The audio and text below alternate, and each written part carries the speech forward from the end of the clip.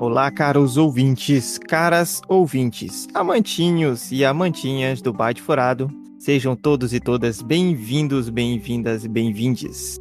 Estamos aqui novamente para mais um episódio. Hoje vamos falar sobre o Esquadrão Suicida, então se prepara aí na cadeira, no sofá, na cama, na esteira, não sei onde você estiver, que hoje vem aí um filme do James Gunn, um filme de super-heróis ou super-vilões ou não sei.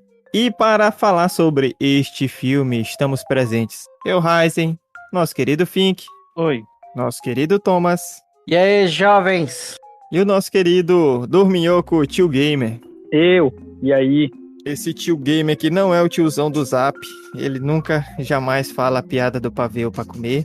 É um cara que é antenado aí nas tecnologias, era um jogo por dia, 365 jogos por ano e guarda 6 horas aí de cada ano para zerar mais um no ano bissexto. E partindo para o nosso episódio 119 do Bate Furado, olha onde já chegamos, né? Fizemos essa cambada de episódio aí, fomos melhorando com o tempo e depois piorando de novo até que paramos e começamos de novo. Uma zoeira, uma coisa muito louca. É os altos e baixos da vida. É. Porque a vida é uma caixinha de surpresas. É uma caixinha de surpresa, né? Verdade. Bem lembrado, Joseph Klimber. E hoje nós vamos falar com spoiler, né? Então acabou aquela brincadeira de falar sem spoiler, hoje é com spoiler. Alerta de spoiler, alerta de spoiler, alerta de spoiler, alerta de spoiler. Então se você não assistiu ainda Esquadrão Suicida, corre lá, assiste, que está disponível na HBO Max e volta aqui para nos ouvir. E para começarmos a falar desse filme, vou fazer aquela embromação, aquele comecinho, onde eu falo um pouco sobre o que eu li lá na Wikipédia, né? Então, falando sobre The Suicide Squad, né, de 2021, o Esquadrão Suicida, um filme de 2021, é um filme norte-americano, né, estadunidense, de super-herói lançado agora, este ano, baseado na equipe de mesmo nome da DC Comics. Então, aí pra quem gosta da DC, né, quem tem raiva da Marvel, brincadeira, pode gostar da Marvel e da DC, aqui não tem treta não. E foi um filme aí produzido pela DC Filmes, Atlas Entertainment e The Safran Company, e foi distribuído pela Warner Bros. Pictures. É uma sequência independente de Esquadrão Suicida de 2016, aí muita gente lembra desse filme de 2016, né, que não foi bacana. E este de agora é o 10º filme do universo estendido da DC. O filme é escrito e dirigido por James Gunn, né, então demitiram ele lá na Marvel, ele varou aqui na DC para fazer esse filme. E tem aí muitas estrelas, né, dentro do filme. O que inclui aí a Margot Robbie, né? Todos conhecem, gostam. O Idris Elba também, muito bacana.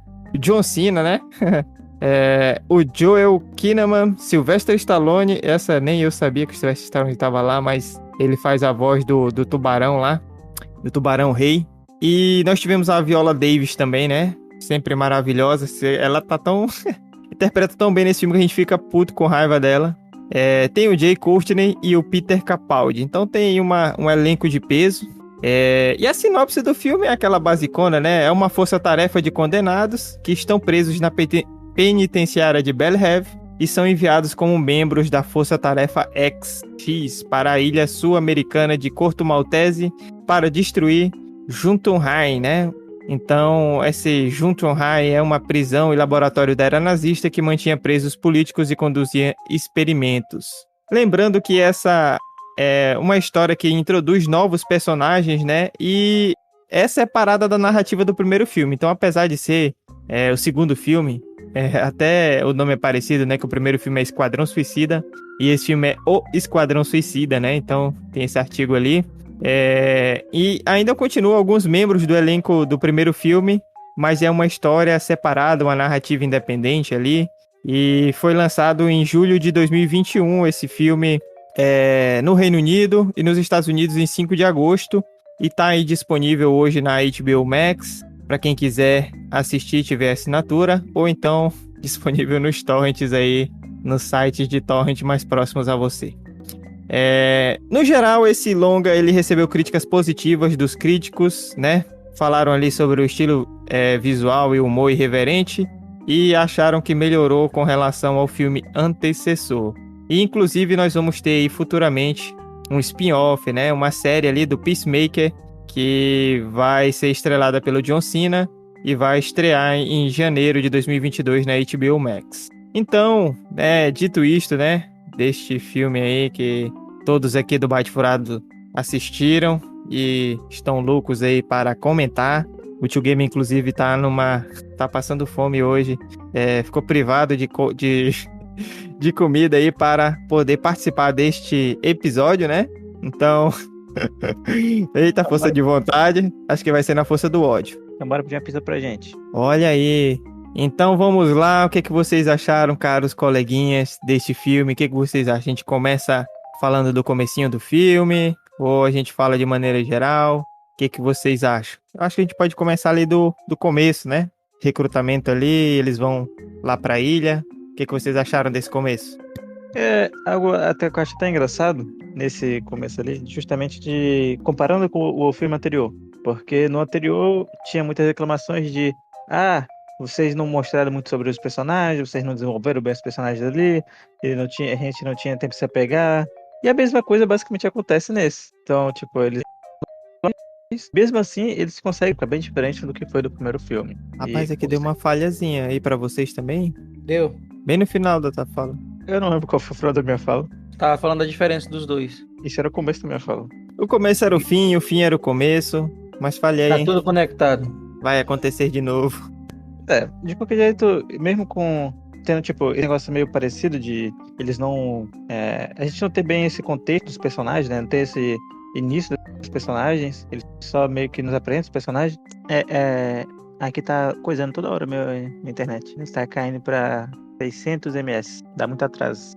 Acho que o Tigame também tá sofrendo, que ele tá saindo e voltando. Eu achei que o filme foi bem melhor do que o anterior, mesmo já no começo. Meu medo era justamente esse, né? De eles ficarem idênticos ao primeiro, né? Mas esse início ali já mostra que ele veio com uma proposta extremamente diferente, né? Tendo o mesmo início, né? Mostrando ele na prisão, eles sendo recrutados e tudo mais. Outra parte que eu achei interessante que eles colocaram lá, que a equipe que cuida dos caras lá, eles também tinham, tipo, uma vibe meia que, tipo, tô nem aí, né? Tanto é que eles fazem as apostas lá de quem é que vai ficar mais tempo vivo. Então eu achei bem legal, assim, a pegada cômica do filme, né? Uma comédia bem dark mesmo, característica do Esquadrão Suicida. E logo no começo eles já levam o nome deles a sério, né? Esquadrão Suicida. Porque logo o primeiro esquadrão é um esquadrão suicida. Que basicamente todo mundo morre. Justamente, né? E o importante é que eles mostram todos os tipos de morte que pode acontecer, né? Na missão, tanto fazendo a missão como fugindo, né? Se fugir lá, aperta o botão lá e explode, né? A cabeça de qualquer um deles, que eles têm um chip, né? Dentro do cérebro deles aí, então tem pra onde correr. Eu também gostei desse filme, acho que foi melhor do que o primeiro. E me perdoem os deuses e as deusas do cinema, mas o Idris Elba, eu acho que ele acaba fazendo um papel melhor do que o Will Smith. Eu adoro o Will Smith, mas achei que o Idris Elba tem a personalidade para aquele personagem ali, né? De liderança dentro da equipe. Apesar de que a Arlequina também, ela é uma liderança muito grande, né? Ela é aquele personagem que realmente faz a diferença, eu acho, na maior parte do tempo. Mas já a troca, né, do Will Smith, eu nem sei por que não trouxeram mais o Will Smith, né? Mas para o Idris Elba, né, que é mais carrancudo, assim, tem aquela pegada mais imponente, né? Eu acho que isso trouxe já uma diferença ali para a liderança da equipe. Mas são dois atores que eu gosto muito, tanto o Will Smith quanto o Idris Elba, que eu acho fantásticos, né? E se o Will Smith estivesse novamente aqui nesse Esquadrão Suicida, também gostaria, também acharia bacana. Mas eu acho que essa mudança, né, nesse personagem foi interessante. E aí a gente já tem aquele primeiro plot twist já no início, né? Então tem a preparação, tem a gente conhece lá o time lá, né? O esquadrão. E quando chega lá na ilha, todo mundo começa a morrer. Mas que é isso? Todo mundo morrendo, os poderes estranhos, o cara que se desmonta todo. Aquela doninha muito doida que já logo no início se afoga lá.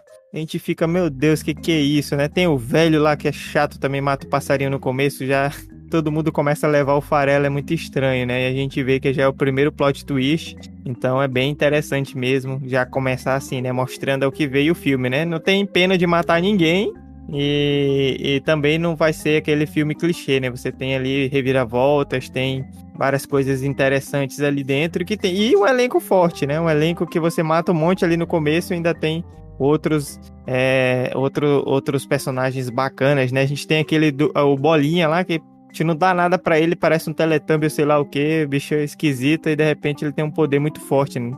Eu acho que até, na verdade, eles nerfam ele, né, lá pro final, porque o poder dele era muito forte, né? E aí eu acho que esse começo já é bacana, porque tem esse plot twist aí, e já dá uma quebrada no gelo, né? Já dá uma quebrada, a gente vem de um primeiro filme ruim, e a gente pega esse início, o pessoal vai morrendo, e depois a estratégia é outra, né? Então já dá uma quebrada naquela ideia de que ser um filme muito clichê, ser um filme que já seria parecido com outro, a gente já vê que é diferente, tem outra pegada, outras coisas ali, né? E aí depois eles avançam, né? Avançam, e quando eles chegam lá naquele... A equipe que avançou pelo outro lado, quando eles chegam lá naquele local onde está o exército, né, inimigo lá, Corta Maltense lá, eles começam a matar todo mundo e depois, na verdade, é a rebelião, né? Então, outra pegada muito louca aí. E ali também eles criaram aquele aumento de rivalidade entre o Peacemaker e o Idris Elba, que agora esqueci qual era o nome do personagem do Idris Elba, era o... Não era o Capitão? Capitão? Não lembro o nome dele. O Idris Elba, ele é o Robert Dubois, né? É o Sanguinário. Sanguinário. Entre o Peacemaker e o Sanguinário. Que acabou se tornando uma rivalidade até interessante, divertida ao longo da história. Ao longo do filme.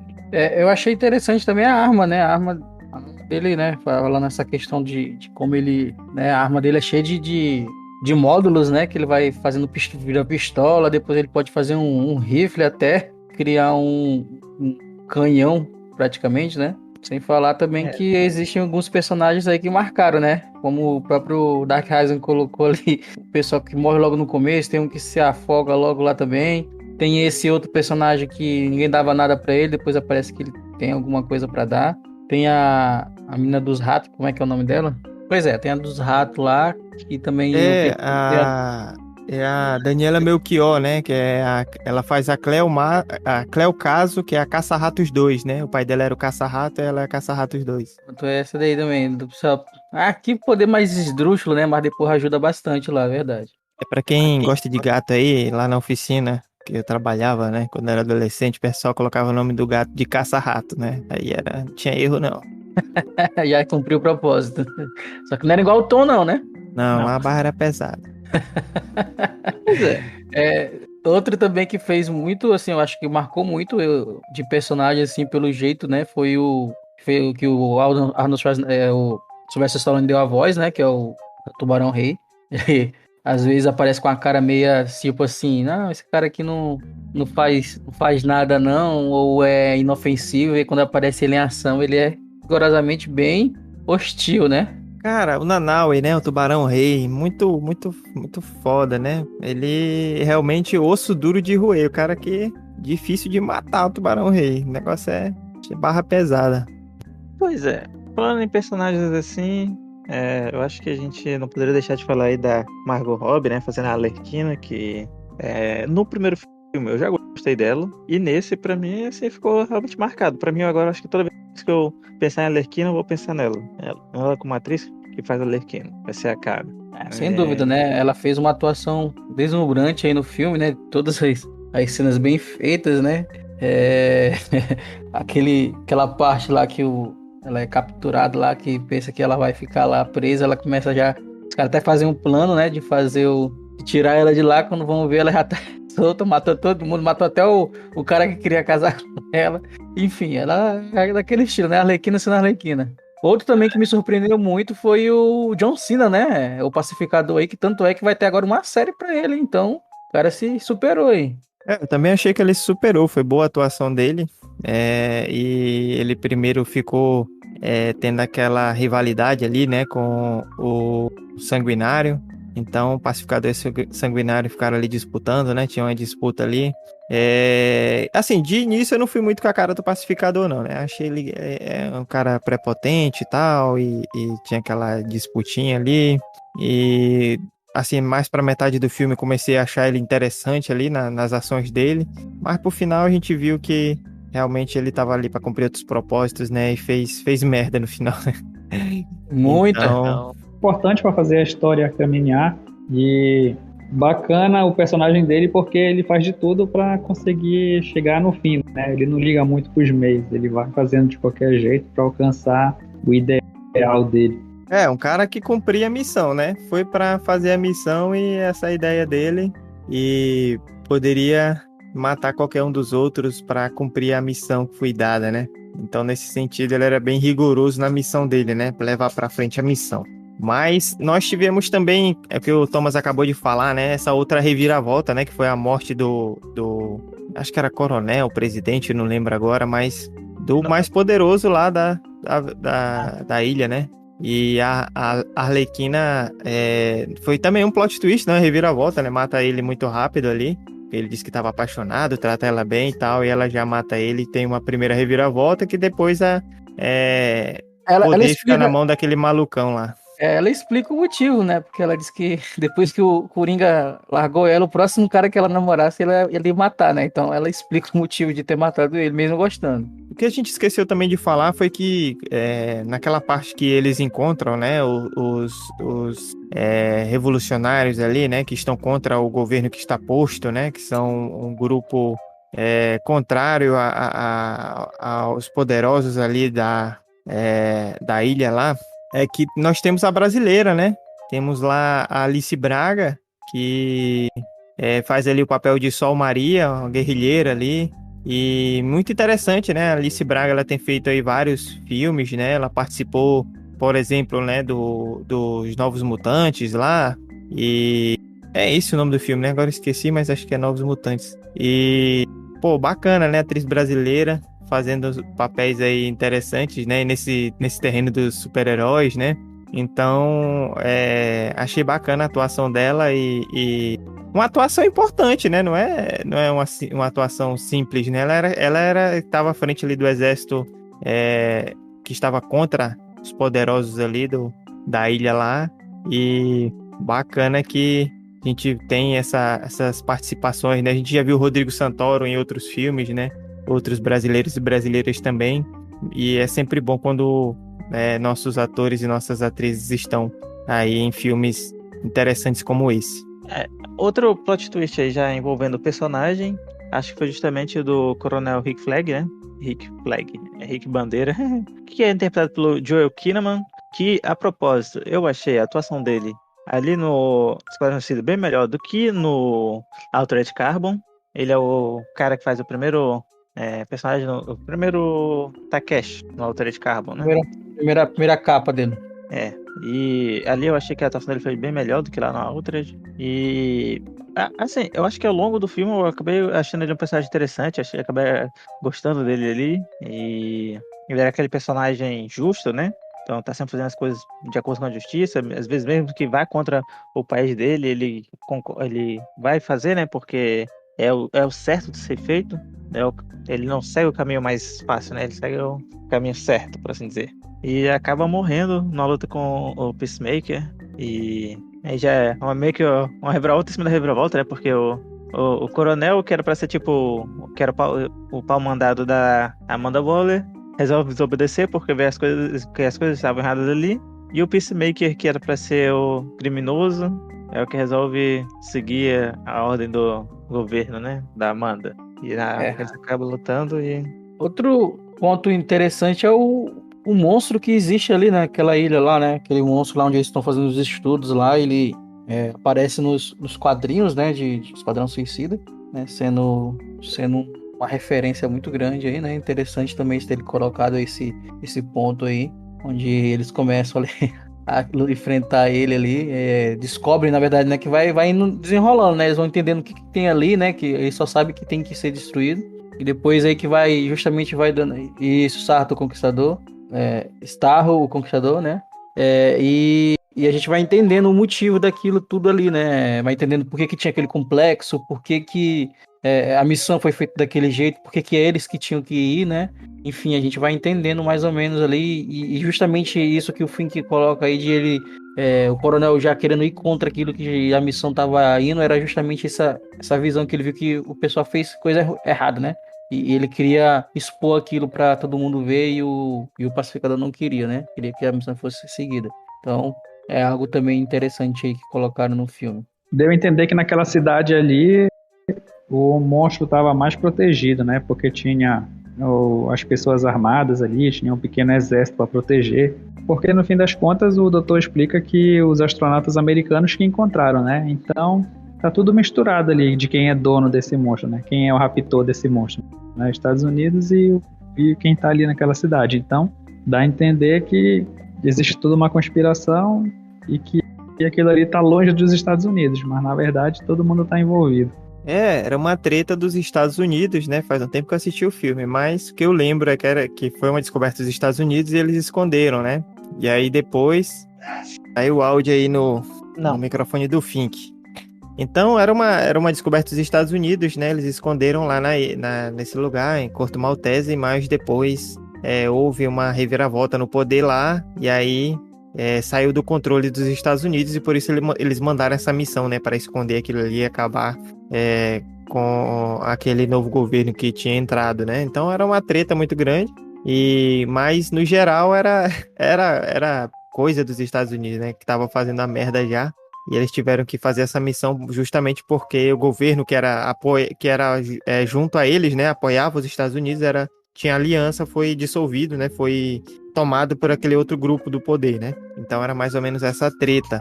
E o monstro estava ali aprisionado, né, estava aprisionado, sofrendo, né, sendo vítima de experiências, né. Justamente, né? Eles queriam controlá-lo, né? Eles queriam ali, justamente ali aquele outro doutor que aparece lá, né? Doutor que estava fazendo aqueles experimentos lá, e ele estava justamente fazendo isso, né? Ele queria controlar esse Estado Conquistador para usar o poder dele como arma, né? Então essa era a grande característica ali. Quando eles viram que isso iria sair do poder, né? Do poder, se assim dizer, do controle americano, então eles mandaram esse esquadrão para tipo assim, não, paga tudo aí, não deixa com ninguém também. E aí a piada é gigante, né? Porque tem um monstro escondido, mas a gente fica até com medo de saber qual vai ser a aparência dele. No fim das contas, é uma estrela do mar com um olho gigante no centro, né? É uma piada muito grande. E aí eles conseguem, né, entrar lá no prédio onde está o monstro, mas dá tudo errado. O monstro se solta e começa a destruir a cidade. E nessa hora, né, tem aquele dilema ali, né? Se eu não me engano, há uma parte em que a Amanda Waller manda eles voltarem, né? Que não é problema deles ali. E eles decidem ficar na cidade e ajudar, né, a população, a ajudar aquelas pessoas que estão ali, porque aquele monstro ia destruir tudo. Eu fiquei até pensando, né, que não, depois dali, com certeza ele ia avançar, né, para outros países e poderia chegar nos Estados Unidos, né, que nos filmes hollywoodianos é o centro do universo, né, tudo acontece lá nos Estados Unidos. Se não acontecer, tá errado. Pois é, fiquei pensando nisso, né, vamos deixar para trás e aí, não vai, depois esse monstro não vai para outro lugar? E um monstro muito louco, né? Jogava um monte de monstrinho e saía detonando todo mundo. E esse primeiro dilema, um dos dilemas morais ali dentro, né? O pessoal, mesmo com risco de ter a cabeça explodida, né? Eles decidem ficar lá. E nesse momento a gente já tá puto, já tá com raiva da Amanda Waller, né? Que é a Viola Davis, e o papel dela interpreta tão bem que a gente fica tão puto com o personagem, né? Que ela é muito malvada, ela não tá nem aí, né? Explode todo mundo. E a gente vê lá uma revolta ali na equipe dela, né? Que dá ali uma porrada na cabeça dela. Então, uma parte bacana também, interessante. Que no primeiro filme a gente ficou, assim, com raiva pra caramba, né? É verdade. O risco de explodir a cabeça era grande. Se fosse por ela, ia explodir todo mundo, né? Mas o pessoal acabou colocando ali. E o que eu achei, assim, né? Uma das partes que eu achei interessante também sobre o filme, né? Falando um pouco, que a gente não falou também, que vale ressaltar, a trilha sonora, né? A trilha sonora do filme também tá muito bonita, hein? A trilha sonora dele aí tem muitas músicas bacanas aí, teve uma pegada muito interessante. Eu gostei muito das músicas, né? Se encaixou muito bem nos momentos ali, tanto momento de tensão, momento de alegria, momento de alívio cômico. Eles colocaram músicas bem bacanas mesmo. É um ponto também interessante de se falar.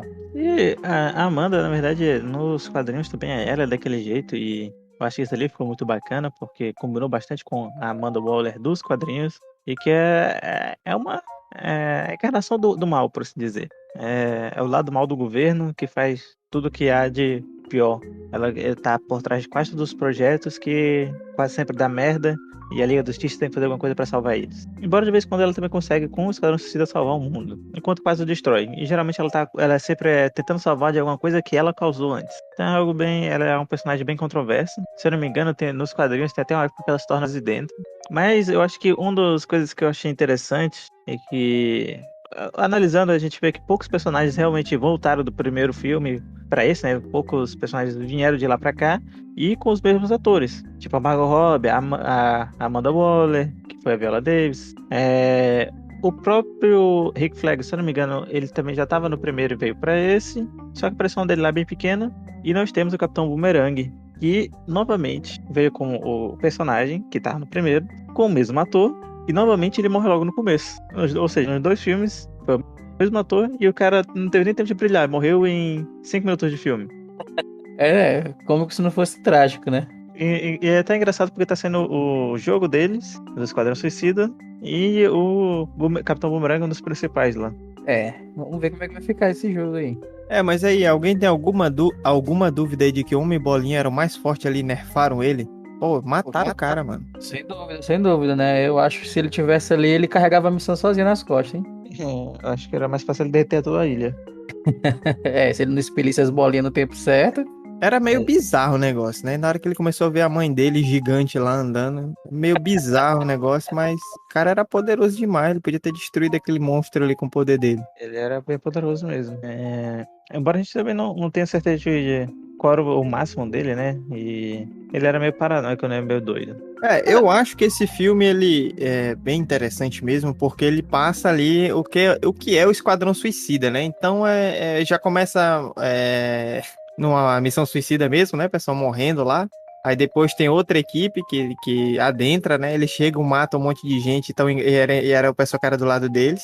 Depois eles vão entrando lá e as estratégias dele, algumas dão erradas. Eles vão salvar a Arlequina e ela já saiu de lá.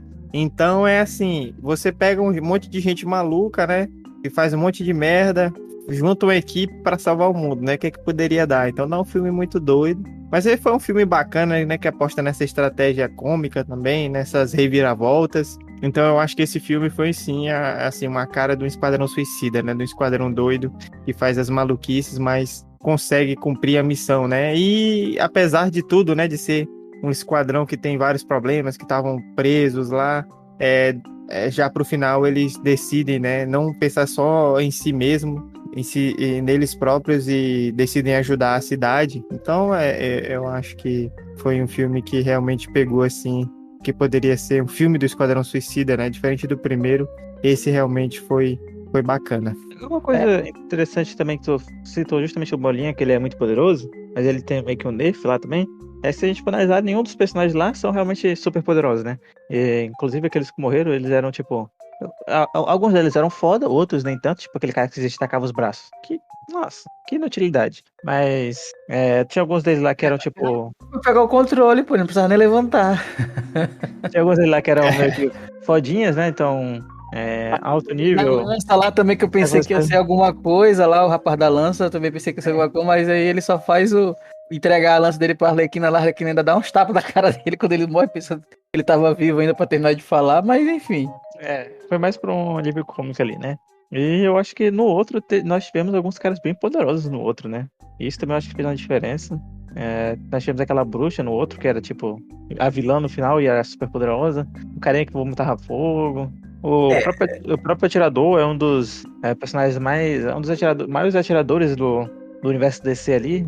Então... Eu acho assim, né? O Sanguinário também pode deixar ele por baixo, né? Ele usou ele levou o Superman pro hospital, então não era tão bonzinho assim, não. Então o cara sabia, ele sabe usar as armas dele muito bem. Né? Um Cara, estrategista ali e é, um é só tu chegar com a guerreiro, né? Kryptonita. É só tu chegar com a Kryptonita em cima do Superman, mano. Pois É só, é. é só tu saber a fraqueza do Superman, que aí já era. Aí o problema é esse, saber. Aí Ele teve que pesquisar, teve que analisar, teve que se preparar. o negócio É quase um Batman. eu acho que ele tá bem. Eu acho que pro nível do Batman falta, tipo, alguns quilômetros. Preparo, falta preparo. Preparo, justamente. E aí, tipo, justamente isso que eu tô falando, tipo, não tem nenhum cara, tipo, nível Superman ali, ou Adão Negro, ou então, tipo, esses caras super poderosos que meio que inutilizaria boa parte todos aqueles processos. Verdade, verdade. Nem citou o Shazam, é muito fraco, pro Super-Homem. É, ele citou Adão Negro, né? Então. Né? Eu acho que eu já assisti Injustice, eu sei o que acontece com o Shazam contra o Super-Homem. Ih, rapaz, olha aí, o cara tá nervoso. Spoiler alert. O retorno Você queria de falar Fink do filme Spoiler. aí? Spoiler Fink, opa. Que também é só piada. Pois é, Então eu acho que... Diga aí.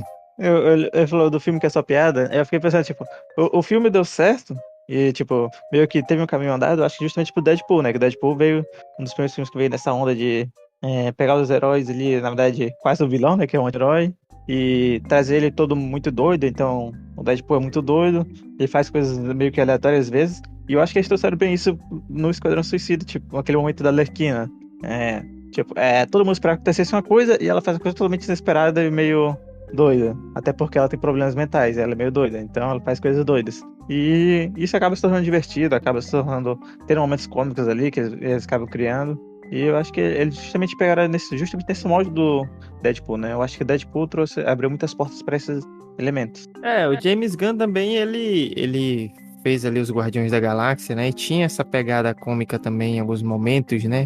Algo que vem dando certo na Marvel em alguns filmes. Então eu acho que ele traz algumas coisas que são dele, né?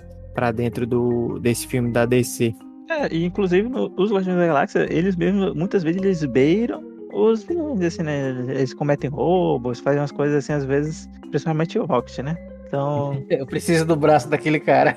pois é. Então, eles são meio que um grupo de heróis bem underground, por assim dizer, né? Então, pessoal, já que estamos avançando aí na hora, eu gostaria que vocês, né, dessem um veredito se gostaram ou não do filme, se recomendam esse filme e uma nota pra gente terminar o nosso episódio. Eu vou começar dizendo que gostei do filme, recomendo o filme e a minha nota para este filme é 7.5. Eu gostei do filme, também recomendo. Não entendi a parte do pós-crédito, porque aparece a Doninha viva de novo. E não entendi o motivo, porque se eles explodem todo mundo lá, como é que vai ainda estar lá? Enfim, muitas perguntas na cabeça. E a minha nota é 8. Eu gostei do filme, podem assistir que ele é bom. É um filme tranquilo, o próprio Esquadrão não tem expectativa de resolver o problema, nem ninguém espera que eles façam o trabalho também. Se der errado, eles só explodem a cabeça. Então, não tem muita dificuldade do que entender do filme. Na questão do roteiro, ele é tranquilo e tem piada do início ao fim, que é bacana. Cada personagem tem um momento diferente para ter destaque e fazer a própria piada. Então é bacana e é divertido.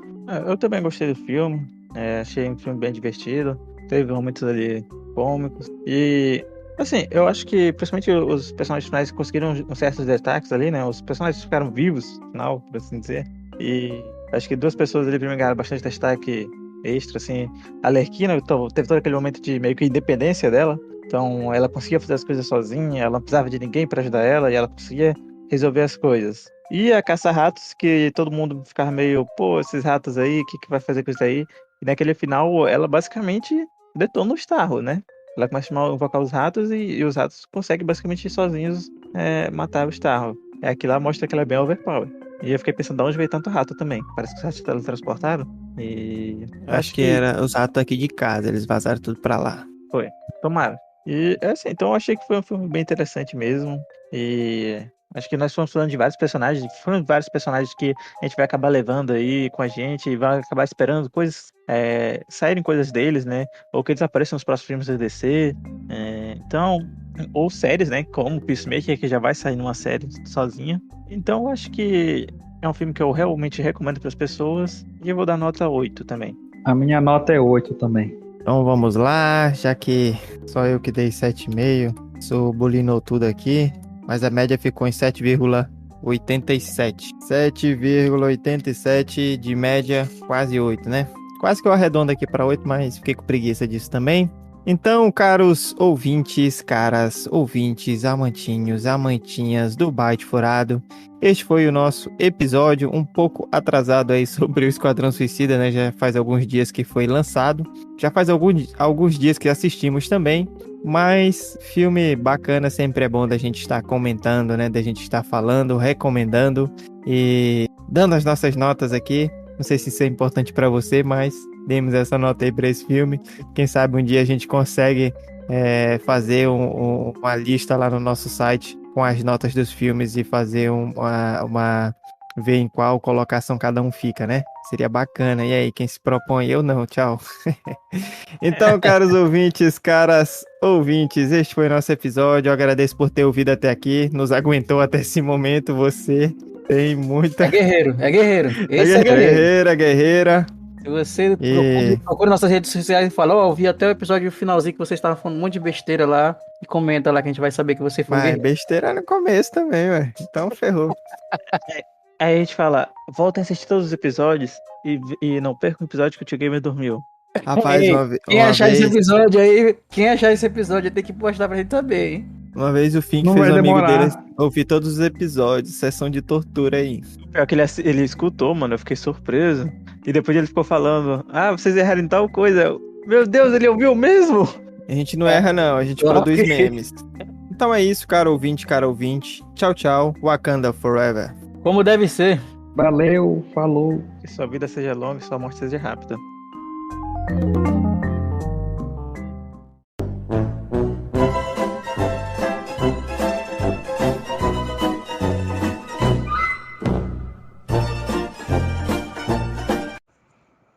Galera que ouve o Byte Furado, deixo um recado rápido para vocês, explicando como os nossos episódios chegam até cada um dos agregadores. Tudo funciona através do Anchor, se escreve Ancho.